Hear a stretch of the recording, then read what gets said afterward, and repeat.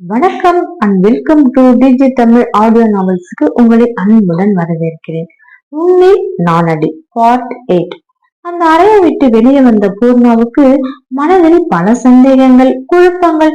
யாரிடம் கேட்பது? அவருடைய அம்மாவுக்கு என்னதான் ஆனது என்று ஆயிரம் எண்ணங்கள் அவள் இளஞ்சொலியனிடமே கேட்டிருக்கலாம் என்ற முடிவுக்கு வந்தவள் சாப்பிட சென்றாள். அங்கே அவளை தவிர வேறு எவரும் காணவில்லை.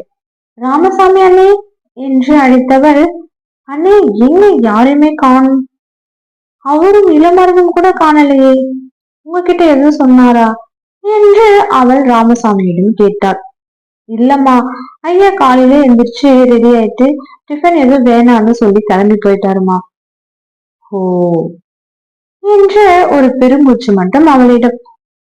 இளமாறன் எங்க அண்ணே என்று கேட்க, அம்மா தம்பி இன்னும் எந்திரிக்கல, ஸ்கூல் ரெடி பண்ணி உங்களை அனுப்ப சொன்னாங்க ஐயா என்று ராமசாமி சொன்னான். என்றவள், இளமரனுக்கு பால் கொண்டு வாங்க, நான் எழுப்பி குடிக்க வச்சு கூட்டிட்டு வரேன், நீங்க டிஃபன் மதியம் லஞ்ச் ரெடி பண்ணி எடுத்துட்டு வாங்க என்று சொல்லிவிட்டு இளமாறன் அறைக்கு சென்றாள் பூரணா. ஆம், இளமாறனுக்கு இப்பொழுது தனி அறை கொடுக்கப்பட்டு விட்டிருந்தது. பழக்கப்படுத்தியிருந்தான் இளஞ்செழியன். அறைக்குள் நுழைந்த பூர்ணாவுக்கோ இளமரனை பார்த்தவுடன் ஒரு சிறு இரக்கம் அவன் மேல் தோன்றியது. ஆம், இளமாறன் கட்டிலில் டெடிபேர் பொம்மையைதான் அணைத்தபடி தூங்கிக் கொண்டிருந்தான். ஒரு தாயின் அன்புக்காக ஏங்கும் இந்த ஜீவனை அரவணைத்துக் கொள்ள வேண்டும் என்ற உத்வேகமே அவளுக்கு எழுந்தது. சிறுவனின் அருகில் வந்து அமர்ந்த பூர்ணா, இளமாறா இளமாறா எந்திரிங்க, ஸ்கூலுக்கு போகணும்ல, நேரம் ஆயிடுச்சு என்று அவள் எழுப்ப, சிறுவனோ மலங்க விழித்து பார்த்தான்.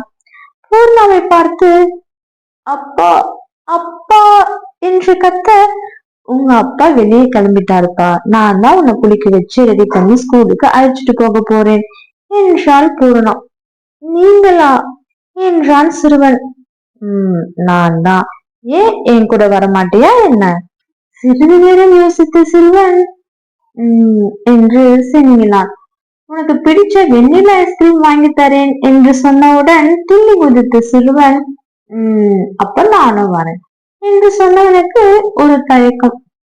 உங்களை என்ன சொல்லி அழைத்தது என்று சிறுவன் கன்னத்தில் விரலை வைத்தபடி கேட்டவனுக்கு பார்த்தவுடன் சிரிப்பு வந்துவிட்டது பூர்ணாவுக்கு. சிரித்தபடியே அதே பானையில் பூர்ணாவும் சிரித்தபடியே அதே பானையில், ஆமால, என்ன சொல்லி கூப்பிடுறது? அம்மானே கூப்பிடலாமே என்று சொன்னாள்.